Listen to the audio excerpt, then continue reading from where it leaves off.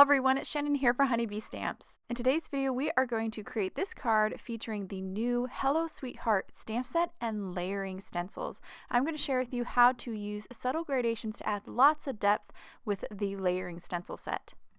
We're going to start by actually stamping this beautiful heart in the Hello Sweetheart stamp set first. You can see the set comes with that large floral heart, but also a ton of sentiments that we will use one of those sentiments again later. I'm going to do some heat embossing, so I did apply some anti-static powder, and now I'm going to ink it up in Honeybee Stamps clear and Watermark embossing ink. Just ink this up completely. You don't have to do You don't actually have to do any heat embossing for today's card, but I really love the shiny black subtle dimension that the heat embossing adds. So after I stamped it, I'm now pouring on some black embossing powder. If you don't have black embossing powder, you could stamp this in black and then stamp directly on top of it with embossing ink and then just pour on clear embossing powder. That's kind of a hack if you don't have black embossing powder.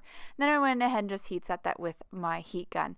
Now we're moving on to the layering stencil. So this is the Hello Sweetheart layering stencil set. There are 6 stencils in this set. Each one of the stencils are labeled. They're not only labeled like stencil 1, but they also tell you what part of the image you are ink blending, and this happens to be, the first stencil happens to be the leaves and the stems. So I'm just going to position this over my stamped image, use a couple pieces of tape to hold it in place. I could probably actually just hold this with my hand, and now I'm going to move on to my ink blending. Now for these leaves and stems, I'm going to do a combination of greens. This is going to be our most unique gradation, starting with peeled paint, kind of my light green, and completely ink blend the leaves and stems.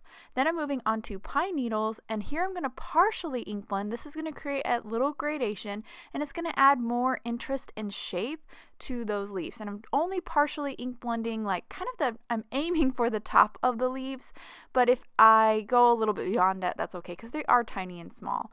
So those are my finished leaves. Now I'm going to move on to stencil 2, which happens to be the center of some of the flowers. And here I'm just going to use wild honey and ink blend that a little bit as well. Here I do try to do a little gradation as well, just to add a little bit more shape to the centers of the flowers. But again, if those can be a little tricky in those tight spaces, so don't worry about it so much if you can't get a little gradation there. Here I'm moving on to the tiny flowers, just ink blending these in Seedless preserves. Again, trying to do a little ink gradation by just being more heavy-handed at the base of the flowers. Now we're going to move on to a combination of inks. First, I'm going to start here with a very light pink sponge sugar. This one's a really, really light color, and it's hard to get a darker shade, so I'm going to move on to Kitsch Flamingo for my darker pink and just ink blend a little bit at the side of these flowers. And again, that's going to create a little gradation and add more shape and depth to them. Once I finish with that Kitsch Flamingo, I'll do a little cleanup because I am ink blending on top of my heat embossing, so you can kind of clean up a little bit with your towel. And it's also nice to do it with that stencil on top because it makes sure you don't kind of smear your ink to other areas of your image.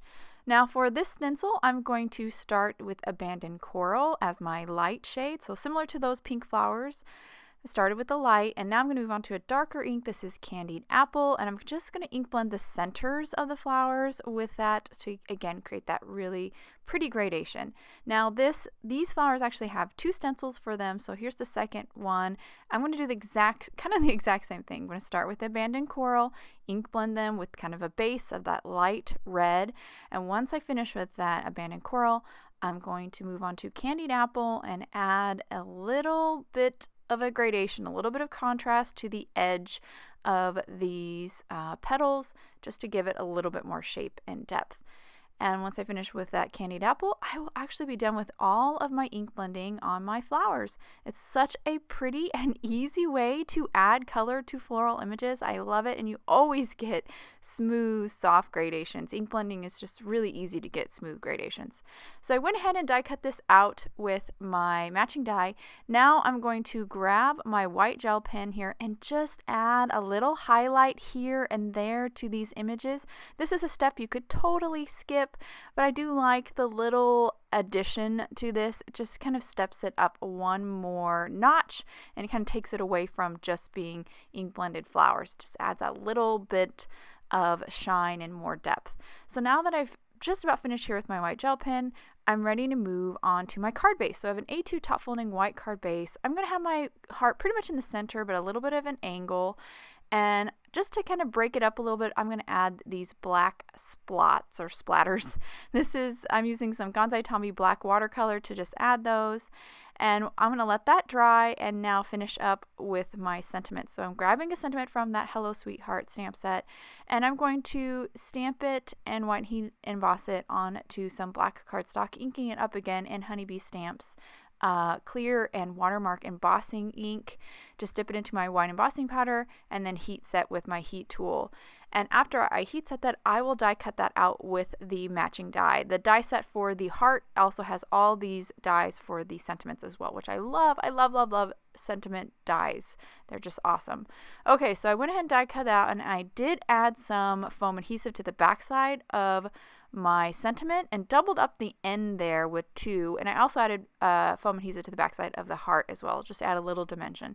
So remove the backing, sticking everything down, and that actually completes the card. I'll hold up to the camera here so you can get a good look at all the details, especially a closer look at those florals. I love how the ink blended gradations really add a lot of depth to those flowers, and it was so easy to color them, so much easier than watercoloring them or coloring with alcohol markers. I hope you guys enjoyed today's card and video. If any questions of the products I use, please check out the links below in the description. Thank you so much for watching, and I hope you have a wonderful day.